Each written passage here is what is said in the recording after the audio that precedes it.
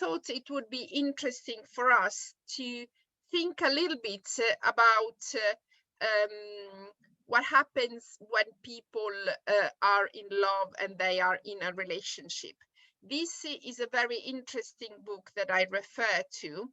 And it explains some of the dynamic, helpful and unhelpful, that couples find themselves entangled into. Sheila is talking about love as everyone's basic need for connection, but at the same time, separateness. So people both feel a need to be connected, but also to be separate. And she talks about 7 universal patterns of intimate relationship, which are nurturing, merging, idealizing, devaluing, controlling, competing for superiority, and competing in love triangles.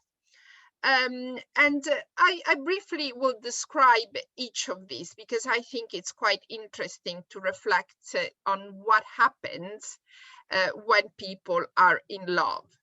The patterns of connection are 3: nurturing, merging, and idealizing. Nurturing, it's something that happens obviously when the relationship started, but also later.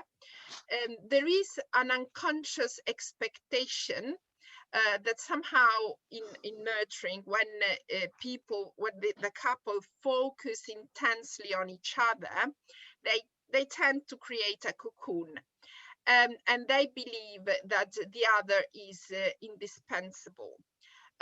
I was saying there is an unconscious expectation that loves mean the automatic fulfillment of both partners of their needs.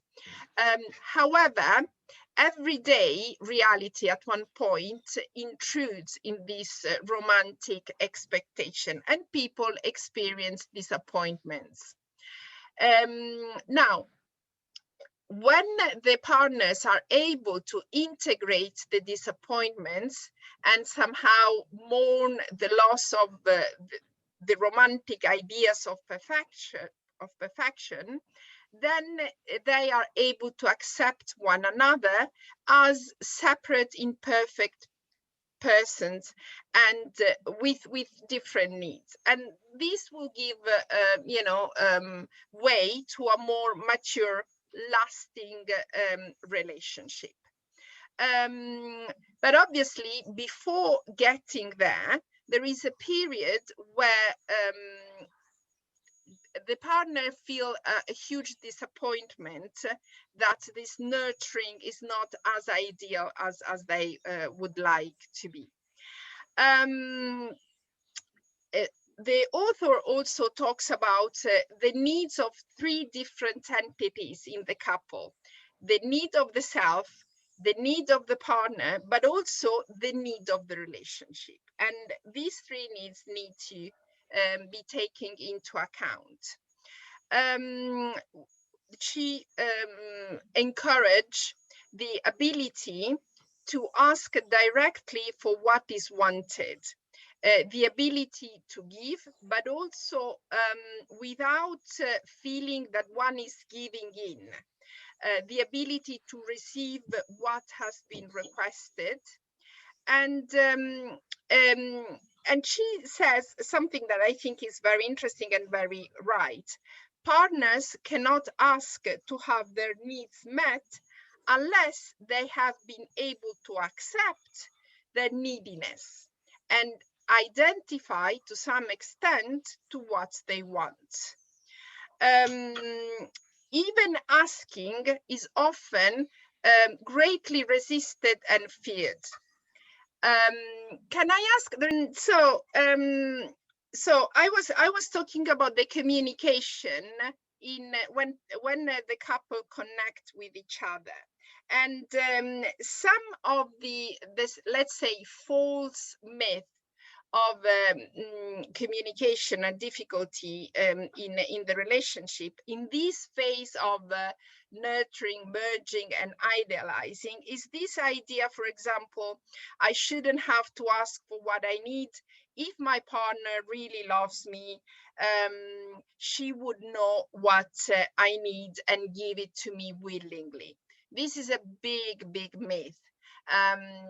Very, very often in therapy, we say there isn't such a thing as the ability to guess what the other person wants. You need to say it very clearly. Otherwise, this guessing game is very destructive and unhelpful. Another myth is love means that you should have not to ask, and it's another big myth. And it's a tricky one, asking what you need. It also goes against this idea that we all want to be self-sufficient or selfless or self-sacrificing. We have some idealized idea of how we should be. And this idealized idea, again, is supported by society. So there is this constant tension of, the being together, merging, but also wanting to be separate. And this is the tension that there is in every couple. Merging, the author talks about, she refers to Freud, which is very interesting, that in 1930 wrote, against all the evidence of his senses, a man who is in love declares that I and you are one, and is prepared to behave as if it was a fact. So this is very interesting, because even in a very early psychoanalytic study indicated this need to merge.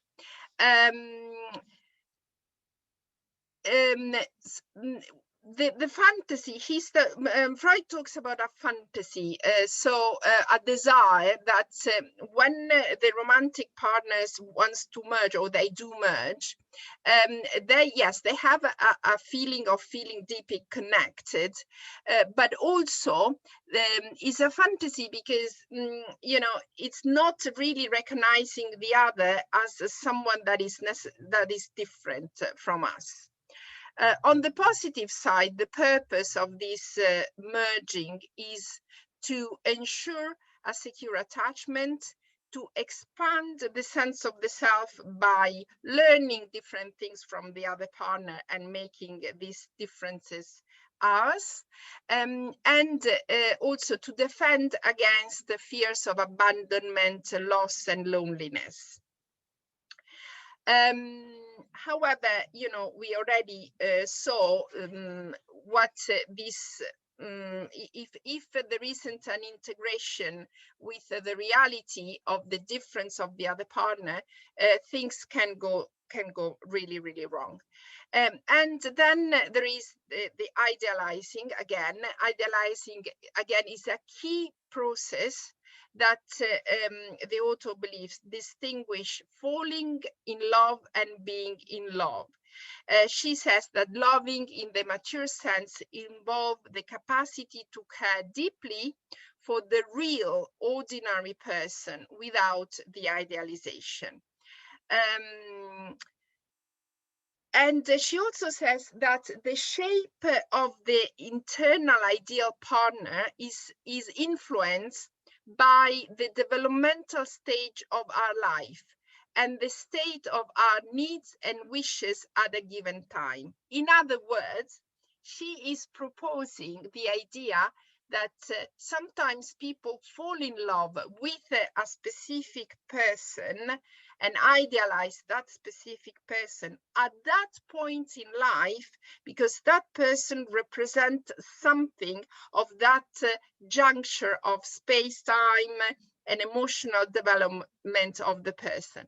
So I don't know if this is a common experience, but I'm sure you have seen friends, let's say, that fall in love with somebody when they were young in their teenage years, and later on for different circumstances in life, they fall in love with somebody that is completely different. Again, the idea underlying this change is that as the person change, sometimes the way this person fall in love reflect on a different type of or kind of partner.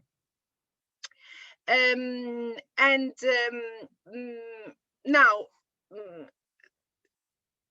part of so idealizing is important at the beginning of the relationship to consolidate the couple, but in order to reach a mature way of loving, there is a period of devaluation when the reality intrudes and the couple realize that the partner is not so ideal as one would want.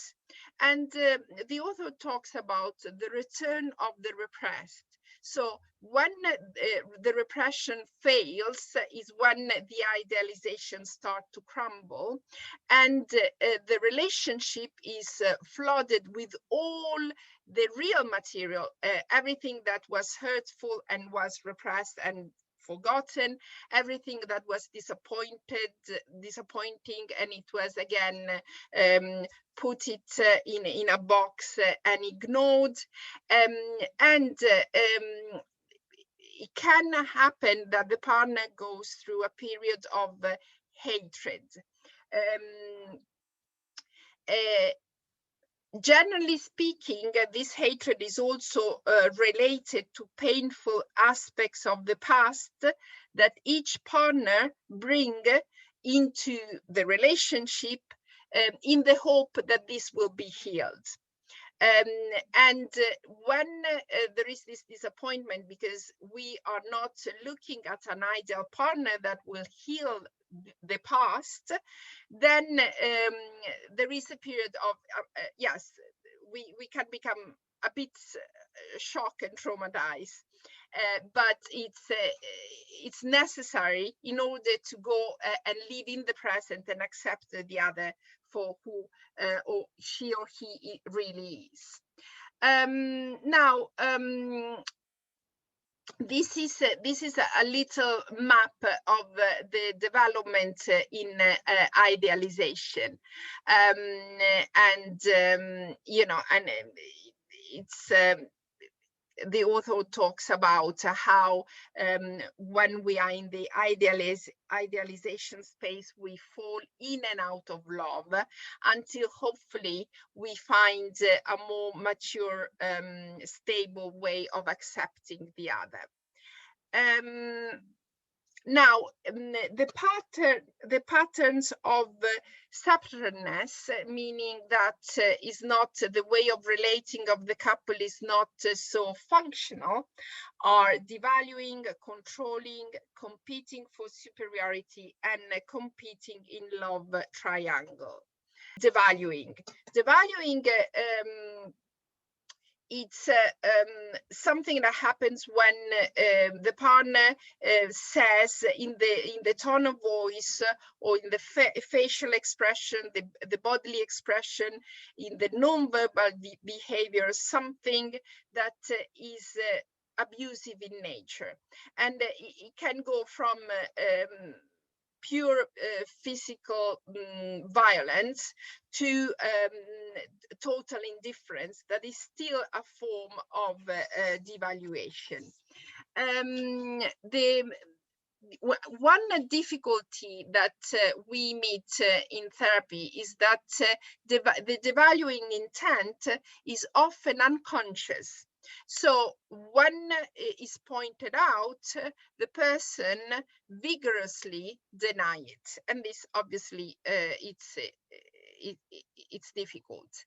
Devaluing generally is used against painful feelings of low self-esteem and rejection, envy, shame, guilt, humiliation, and failure. And when the partner devalues the other partner, temporarily raise his own self-esteem.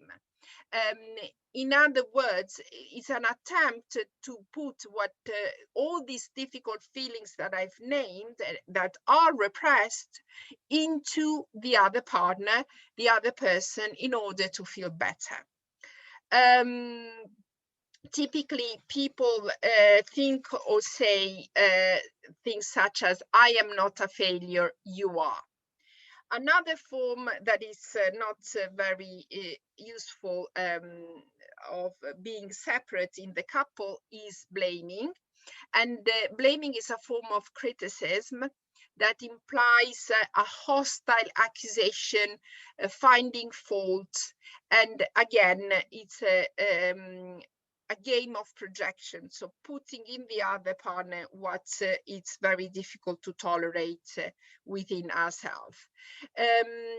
Control is another form of being separate in the couple.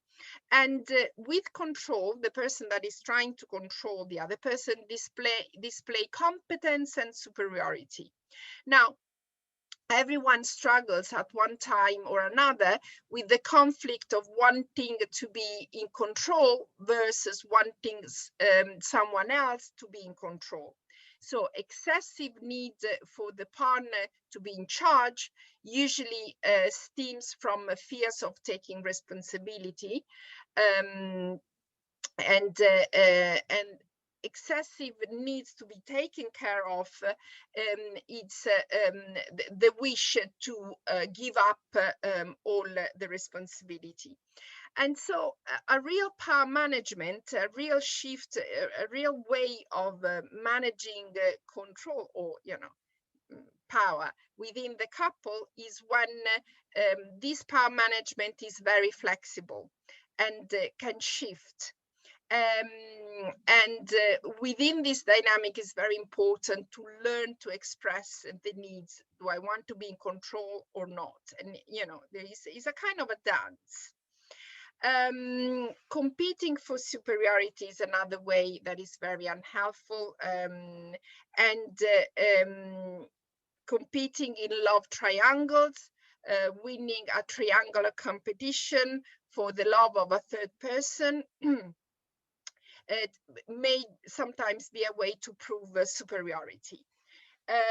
So these are all ways that the couple, how the couple relates to each other. I went into details, but basically I've explained the transition from an idealization initial model of relating to each other to a more mature way of relating to the other, accepting the person for who this person really is. Will tell. So this is the end of my presentation. I will now stop the recording.